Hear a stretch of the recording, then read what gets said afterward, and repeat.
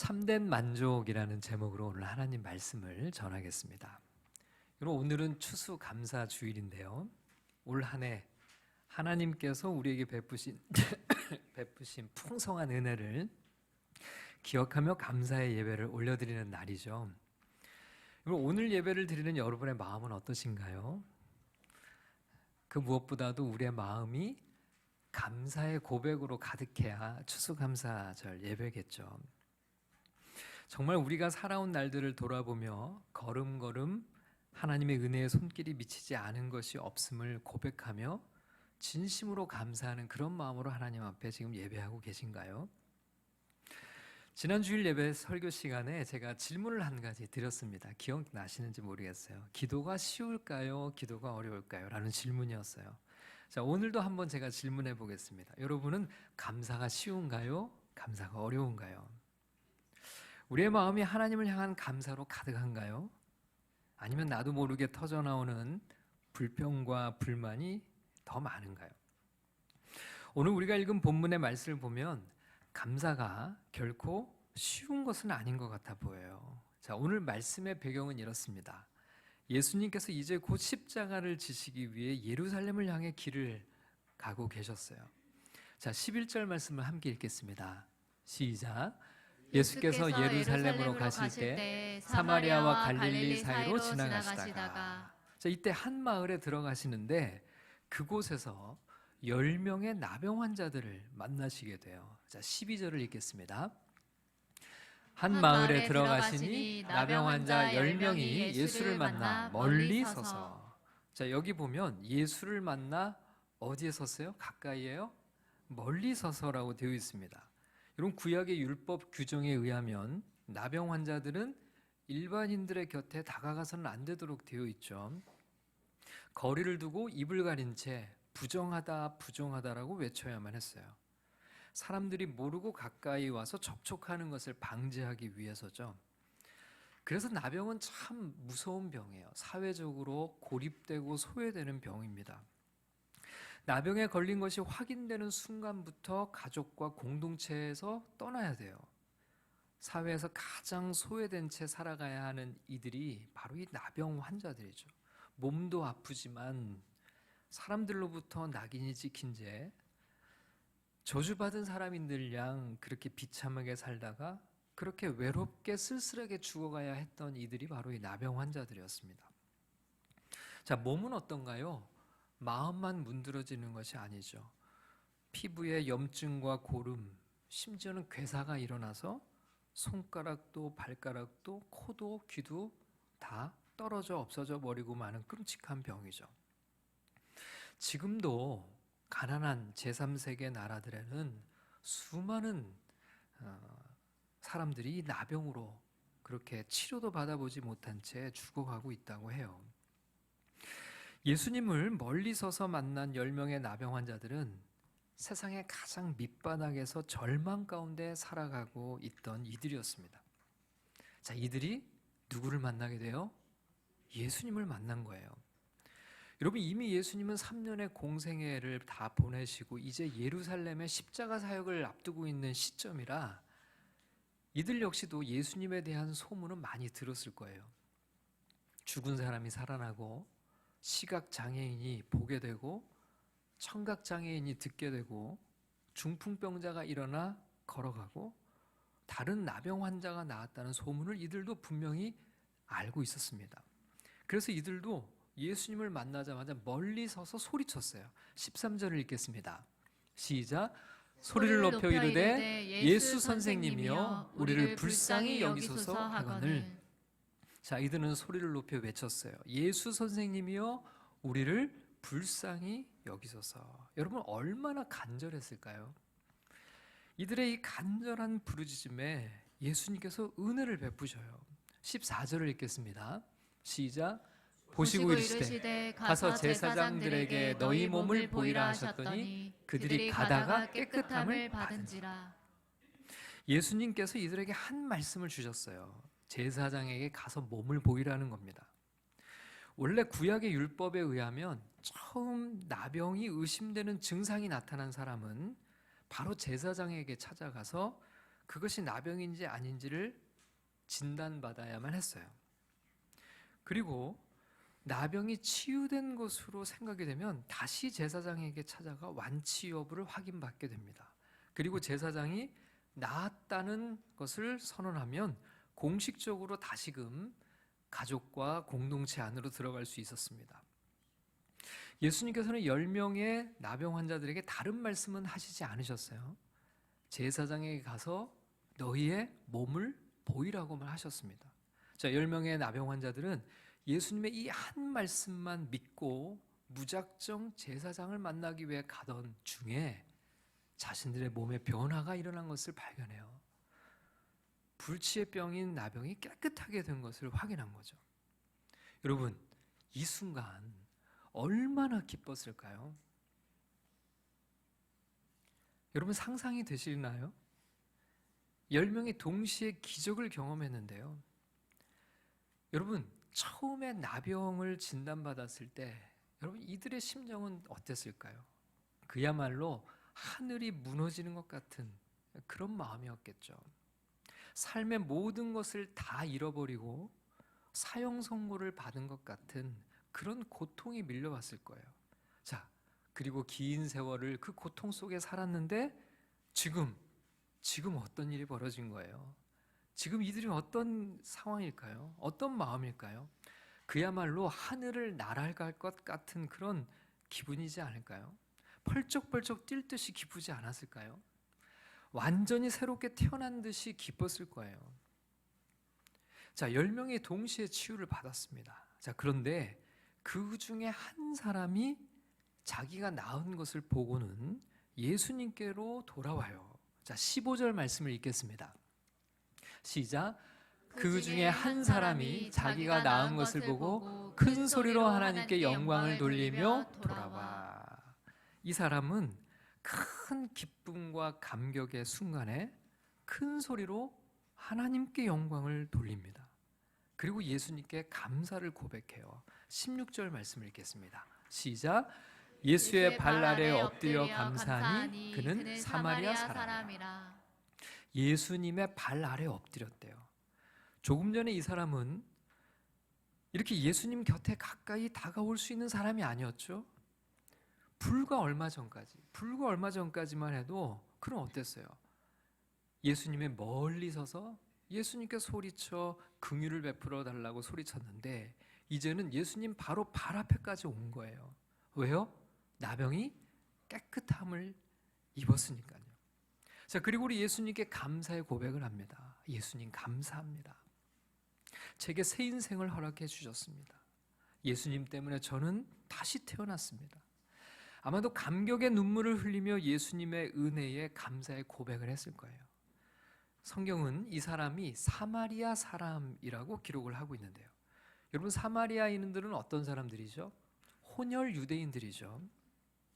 유대인들은 사마리아인들을 같은 유대인으로 대우하지 않았어요. 이방인으로 취급하죠. 경멸하고 사람 취급도 하지 않았어요. 그런데 나머지 유대인들은 제각각 뿔뿔이 갔는데 이 사마리아인 한 사람만이 오직 예수님 앞에 찾아와 감사를 했다는 겁니다. 자, 이때 예수님께서 이렇게 말씀하세요. 17절 말씀을 읽겠습니다. 시작. 예수께서 대답하여 이르시되 10사람이 다 깨끗함을 받지 아니하느냐 그 9은 어디 있느냐. 자, 예수님께서 뭐라고 질문하세요? 그 9은 어디 있느냐. 10명의 나병 환자들이 치유되는 놀라운 기적이 일어났는데 단 한 명의 사마리아인만 예수님을 찾아와 감사했어요. 여러분 이 말씀을 대하면서 여러분은 어떤 생각이 들어요? 나머지 그 9명에 대해서 어떤 생각이 듭니까? 뭐 그럴 수도 있지. 예수님께서 제사장들에게 가라고 하셨으니까 그 말씀대로 제사장에게 갔겠지. 지금 얼마나 기쁘겠어. 그동안 사랑하는 가족들도 만날 수 없었고 친구들도 만날 수 없었고 그들에게 달려가서 기쁜 소식을 전하고 있겠지. 이렇게 생각하면 나머지 9명도 충분히 이해가 돼요. 그런데 여러분 중요한 건요. 예수님께서 기다리고 계셨다는 거예요. 10사람이 다 깨끗함을 받지 아니하였느냐? 그 아합은 어디 있느냐? 예수님은 그 아합은 왜 여기 오지 않았느냐 이렇게 말씀하시는 거죠. 자, 18절 말씀도 읽겠습니다. 시작. 이 이방인 외에는 하나님께 영광을 돌리러 돌아온 자가 없느냐 하시고, 예수님이 다시 말씀하시죠. 이 이방인 외에는 하나님께 영광을 돌리러 돌아온 자가 없느냐. 여러분, 여기서 우리는 아주 중요한 진리를 하나 발견하게 돼요. 그건 무엇이냐면 우리 주님은 감사를 너무 기뻐하신다는 거예요. 나병에서 고침받은 한 사람이 예수님께 돌아왔죠. 그 발 아래 엎드려 감사의 고백을 올려드렸어요. 예수님은 그 한 사람을 너무 기뻐하시며 반갑게 맞이하셨어요. 10명이 다 함께 예수님께 돌아왔다면, 그리고 감사했다면 예수님이 얼마나 기뻐하셨을까요? 근데 단 한 사람뿐이었어요. 그러나 그 한 사람으로 인해 예수님은 너무 기뻐하셨어요. 여러분, 감사할 때, 우리가 감사할 때 누가 기뻐하세요? 우리 주님이 너무 기뻐하세요. 여러분, 남영 환자는 엄청난 은혜를 입었습니다. 그가 예수님께 해드린 것은 어찌 보면 아무것도 없어요. 단지 그 은혜에 감사했을 뿐이에요. 그건 너무 작은 것이고 어찌 보면 지극히 당연한 일인데요. 나락에 떨어진 자신의 인생을 건져주신 주님의 은혜에 단지 감사했을 뿐인데 예수님이 이토록 기뻐하시며 그 사람을 칭찬하고 계신 거예요. 여러분, 우리가 우리 주님으로부터 어떤 은혜를 입었습니까? 예수님으로 인해 우리의 모든 죄를 씻음받았고 이제는 하나님의 자녀가 되는 권세를 누리고 영원한 생명을 얻었고 하나님의 나라를 약속받지 않았나요? 그저 우리는 그 은혜에 감사하면 우리 주님은 너무 기뻐하세요. 다른 무엇을 해드리는 것이 아니라 그저 감사를 너무 기뻐하세요. 감사를 통해 우리는 주님을 기쁘시게 할 수 있다는 거예요. 그런데 여러분, 의외로 우리는 얼마나 이 감사에 인색한지 몰라요. 우리 주님을 기쁘시게 해드릴 수 있는 이 단순한 진리를 놓치고 살 때가 얼마나 많은지 몰라요. 여러분, 감사야말로 우리 주님을 기쁘시게 해드릴 수 있는 최고의 방법입니다. 여러분, 여기에 덧붙여 한 가지 더 생각할 것이 있는데요. 감사는 표현하는 것이라는 겁니다. 10명이 고침을 받았어요. 10명이 다 얼마나 기쁘고 감사했을까요? 마음속으로 감사하지 않은 사람은 당연히 없었을 것 같아요. 근데 여러분, 한 사람과 나머지 9사람들의 차이점이 뭘까요? 한 사람은 감사를 표현했어요. 한 사람은 예수님께 돌아와 감사를 표현했습니다. 예수님의 발 앞에 엎드려 감사했어요. 나머지 9은 예수님께 감사를 표현하지 않았어요. 유일하게 사마리아인 한 사람만이 예수님께 감사를 표현했던 겁니다. 여러분, 우리가 이 차이를 놓칠 때가 있어요. 표현할 줄 모르는 거죠. 9사람의 마음속에도 감사가 없었다고는 생각하지 않아요. 근데 그들의 문제는 뭐였어요? 표현할 줄 몰랐다는 거죠. 여러분, 감사는 표현할 때 감사가 되는 겁니다. 이렇게 감사를 표현하기를 주님은 기뻐하세요. 그렇게 감사하는 이들을 찾고 계시는 겁니다. 저는 그렇게 감사하고 그렇게 주님을 기쁘시게 하고 감사를 표현할 줄 아는 믿음의 삶을 우리 모두 살아갈 수 있기를 주님의 이름으로 축복합니다. 우리가 발견하는 두 번째 진리가 있습니다. 여러분, 15절 말씀을 다시 한번 읽겠습니다. 시작. 그 중에 한 사람이 자기가 낳은 것을 보고 큰 소리로 하나님께 영광을 돌리며 돌아와. 한 사람이 큰 소리로 하나님께 영광을 돌리며, 자, 그 다음에 뭐라고 표현되어 있습니까? 돌아와라고 되어 있어요. 돌아와. 성경은 돌아와 이렇게 기록을 합니다. 여러분, 이 사람은 어디로 돌아왔나요? 예수님께서 자신을 만나 주셨고 자신에게 치유의 은혜를 주셨던 바로 그 자리로 돌아온 거예요. 여러분, 여기서 감사는 은혜의 자리로 돌아가는 것이라는 것을 알 수 있어요. 다시 말하면 우리가 받은 은혜를 기억하는 것입니다. 여러분, 우리가 얼마나 쉽게 은혜를 잊어버리고 살아가는지 몰라요. 여러분, 우리가 주께 받은 은혜가 얼마나 많습니까? 자, 한번 세어볼까요? 아니면 한번 적어볼까요? 다 셀 수 있나요? 다 적을 수 있나요? 우리가 받은 은혜가 얼마나 많나요? 우리 같은 죄인이 어떻게 하나님의 자녀가 되었나요? 우리를 위해 하나님의 아들 예수 그리스도께서 어떤 희생을 하셨나요? 우리가 어떻게 예수님을 믿게 되었나요? 지금까지 하나님께서 우리를 어떻게 지켜주셨고 어떻게 인도해 주셨나요? 날마다 우리의 필요를 어떻게 공급해 주셨나요? 사실 우리가 지금까지 숨쉬며 살아온 모든 것이 주님의 은혜 아닌가요? 우리는 너무 쉽게 잊어버리고 살고 있어요. 여러분, 감사는 뭘까요? 우리에게 주신 그 은혜의 자리로 돌아가는 거예요. 예수님을 만났던 자리, 예수님께서 나를 살려주셨던 그 순간, 예수님께서 내게 베푸신 그 은혜의 현장으로, 그 자리로 돌아가는 겁니다. 하나님께서는 이스라엘 백성들이 출애굽한 이후에 유월절이라는 절기를 지키라고 하셨어요. 여러분, 유월절 절기가 뭐죠? 출애굽할 때 그때 그 현장으로 돌아가는 거예요. 이집트에서 노예로 살며 얼마나 비참한 삶을 살고 있었습니까? 그때 하나님께서 자신들을, 이스라엘 백성들을 어떻게 구원하셨어요? 그때로 돌아가 해방과 자유를 주신 하나님께 감사의 제사를 올려드리는 것, 그게 바로 유월절이죠. 근데 이스라엘 백성들은 회상하려고 하지 않아요. 기억하려고 하지 않아요. 그 자리로 돌아가려고 하지 않아요. 그러니 감사도 잃어버리고 심지어 하나님도 잃어버리는 것이죠. 여러분, 우리는 늘 돌아감의 훈련이 필요합니다. 예수님을 만난 그 자리, 그때로 돌아갈 때 감사가 터져나와요. 내게 주신 은혜에 감격하고 기쁨이 회복됩니다. 이미 받은 은혜가 넘침을 깨닫게 돼요.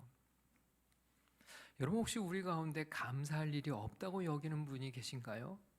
돌아가 보세요. 주님을 만나고 주님이 은혜를 주셨던 그 자리로 돌아가면 감사하지 않을 수 없음을 발견하게 되죠. 그렇게 은혜의 자리에서 주님께 감사의 감격의 예배를 올려드리는 믿음의 삶이 다 되시기를 주님의 이름으로 축복합니다. 자, 오늘 본문 말씀을 통해 발견하는 세 번째입니다. 예수님을 만날 때 참된 만족, 그리고 참된 감사가 터져 나온다는 것입니다. 예수님을 만날 때요. 여러분, 15절 말씀을 같이 읽겠습니다. 15절입니다. 시작. 그 중에 한 사람이 자기가 낳은 것을 보고 큰 소리로 하나님께 영광을 돌리며 돌아와. 사마리아인은 자기가 낳은 것을 보고 큰 소리로 하나님께 영광을 돌렸어요. 여러분, 무엇 때문에 큰 소리로 하나님께 영광을 돌렸을까요?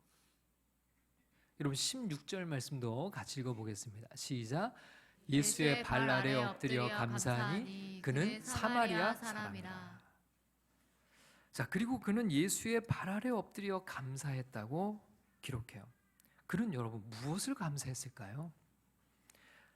당연히 예상되는 것은 자신의 병이 나은 것을 감사했을 것이라고 예상이 돼요. 물론 그것도 당연히 포함이 되어 있을 겁니다. 그러나 그는 예수의 발 아래 엎드렸어요. 그리고 감사했다, 이렇게 되어 있습니다. 그가 왜 예수의 발 아래 엎드렸을까요? 그는요, 자신의 나병이 치유되는 그 순간 예수가 누구인지를 진짜로 발견하게 된 거예요. 예수가 하나님이 약속하신 메시아라는 사실을 깨닫게 된 것입니다. 그래서 한 걸음에 예수님께 달려온 거예요. 큰 소리로 하나님께 영광을 올려드리며 예수님의 발 아래에 엎드린 겁니다. 약속하신 메시아를 허락하신 하나님께 영광을 올려드린 거죠. 이스라엘의 구원자 앞에 엎드려 감사를 드리고 있는 거죠. 여러분, 이 이방인이 감사한 것은 단지 자신의 질병이 치유되었기만 때문만은 아니었어요. 그의 질병을 치유하신 그분이 누군지를 이제는 분명하게 알게 된 거죠.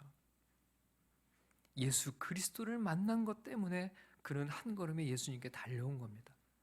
메시아를 만났기 때문이고 구원자 그리스도를 만났기 때문이죠. 여러분, 그러고 보면 10사람 중에 이 한 사람만이 진짜 예수님을 만난 거예요. 여러분, 왜 9사람은 예수님을 진정으로 만나지 못했을까? 놀라운 이적과 기적을 만나고 이후에도 예수님을 그들은 진정으로 만나지 못했어요. 이유가 뭘까? 왜 그들은 불치의 나병이 치유되는 기적을 체험하고도 예수님을 메시아로 구원자로 만나지는 못했을까? 여러분, 이 10명의 사람들은요, 정말 오랫동안 간절하게 무엇을 원했던 사람들이죠? 나병에서 치유되기를 원했던 사람들입니다. 근데 여러분, 이렇게 간절하게 원하는 것이 때로는 우리의 우상이 될 수도 있다는 사실을 아십니까? 여러분, 이 9사람들에게는 건강이 우상이 된 거예요. 여러분, 이 사람들은 늘 이렇게 생각했을 거예요. 나병 때문에 이렇게 저주받은 삶, 이 고통 속에 살아가야 하는구나. 나도 건강할 수만 있다면, 건강만 있다면 정말 행복할 텐데 건강이 없어서 내가 이렇게 불행하구나. 여러분, 이들은 정말 나병에서 치유받기를, 건강을 얻기를 간절하게 원했어요. 여러분, 물론 건강을 바라는 것 자체는 하나도 잘못된 것은 아닙니다. 건강은 당연히 좋은 것이고요. 그런데 건강을 간절히 바라다 보면 때로는 건강이 모든 것을 해결해 줄 수 있을 것 같은 착각을 갖게 살게 돼요. 하나님이 아니고 말이죠. 건강이 가짜 신이 되고 마는 겁니다. 건강하기만 하면 내 인생의 모든 문제가 해결되고 진정한 행복이 열릴 것이라는 생각을 하게 되는 거죠. 건강이 하나님의 자리에 앉게 되는 겁니다. 건강이 가짜 신이 되고 우상이 되는 거 많은 거예요. 건강이 자신을 마치 구원할 구원자인 양 착각 속에 살아가게 되는 거죠. 그러다 건강을 얻었으니 이제 모든 삶의 고통에서 해방되었다는 생각에 감격하고 기뻐했을 거예요. 그런 우상에 가려 예수님이 보이지 않았던 겁니다. 여러분, 어떤 사람은 좋은 직장을 간절히 바라요. 직장이 마치 자신을 구원해 줄 것이라고 여기며 삽니다. 어떤 사람은 멋진 사랑을 간절히 기다려요. 이성이 나를 진정한 행복으로 이끌어 줄 것이라고 여겨요. 어떤 사람은 부자가 되기를 간절히 바랍니다. 재물이 자신을 진정한 만족으로 인도해 주리라고 믿는 거예요. 어떤 사람은 성공을 간절히 바랍니다. 성공이면 어떤 문제도 다 해결할 수 있을 것이라고 생각해요. 그것만 있으면 진정한 행복한 삶을 살 수 있을 것이라고 믿는 모든 것, 그것이 바로 가짜 신이고 우상이고 그 우상에 가려 정작 예수님을 만나지 못하는 것이죠. 여러분, 9명의 나병 환자들은 이제 자신들이 그렇게 바라던, 간절하게 구하던 그것을 얻었어요. 그들은 이제 세상 모든 것을 가졌다는 기쁨과 감격에 젖어 정작 예수님을 만나지 못해요. 그들은 지금껏 건강이 없어서 참된 만족을 누려보지 못하며 살았기 때문에 건강을 회복한 지금부터는 자신들의 인생에 참된 만족이 가득할 것이라는 부푼 기대를 안고 흥분을 감추지 못한 채 제사장을 향해 달려갔을 거예요. 이제 건강이라는 우상이 자신들을 행복하게 해줄 거라는 믿음 때문에 오히려 예수님에게서 멀어져 간 겁니다. 그러나 여러분, 어땠을까요? 충분히 예상이 되죠. 며칠이 지나지 않아 그들의 입에서 불평과 불만이 터져 나오리라는 걸 우리는 충분히 예상합니다. 여러분, 이집트에서 노예로 살던 이스라엘 백성들이 간절히 바랬던 건 해방이었어요. 그런데 그 해방을 얻은 지 불과 며칠이 지나지 않아 마실 물이 없다며 온갖 불평과 불만을 털어놓았던 것처럼 이 9명의 삶에도 머지않아 불만이 터져나올 것을 우리는 예상할 수 있습니다. 여러분, 오늘날 이들처럼 교회 안에 있는 이들이 있어요. 우리에게 진정한 만족을 주시는 분은 누구세요? 예수님이시죠. 그런데 정작 우상에 가려 그 예수님을 만나지 못한 채 참된 만족을 맛보지 못하며 살아가는 교인들이 적지 않아요. 그러나 여러분, 한 사람은 예수님을 만났어요. 병을 치유해 주시는 분으로서가 아니라 자신의 영혼을 구원해 주시는 분, 참된 만족을 주시는 분으로서 예수님을 진짜 만나게 된 거죠. 여러분, 그에게는 진정한 만족이 이제 허락이 돼요. 19절의 말씀을 읽어보겠습니다. 19절입니다. 시작. 그에게 이르시되 일어나 가라. 내 믿음이 너를 구원하였느니라 하시더라. 여러분, 이제야 진정으로 이 사람은 참된 만족을 얻게 됐어요. 구원을 얻게 된 겁니다. 진정한 건강을 얻게 된 거예요. 왜냐하면 그 건강을 주시는 분을 만났기 때문이죠. 그에게 구원이 임한 것입니다. 여러분, 예수님을 만날 때 진정한 만족, 진짜 감사의 삶이 이제 시작이 되는 거예요. 여러분, 참된 만족을 맛보지 못했기 때문에 사람들은 감사하기가 어려워요. 그러나 참된 만족을 맛본 이들은 어떤 상황에서도 감사하는 삶을 살아갈 수 있게 되는 거죠. 왜요? 변함없는 그분, 우리 주 예수 그리스도가 우리와 함께 하심을 그는 날마다 누리기 때문입니다. 여러분, 예수 그리스도 안에서 참된 만족을 누리고 어떤 상황에서도 감사를 잃지 않고 그렇게 감사를 우리 하나님께 기쁨으로 올려드리며 그 감사의 은혜를 누리며 살아가는 믿음의 백성들 다 되시기를 주님의 이름으로 간절히 축원합니다.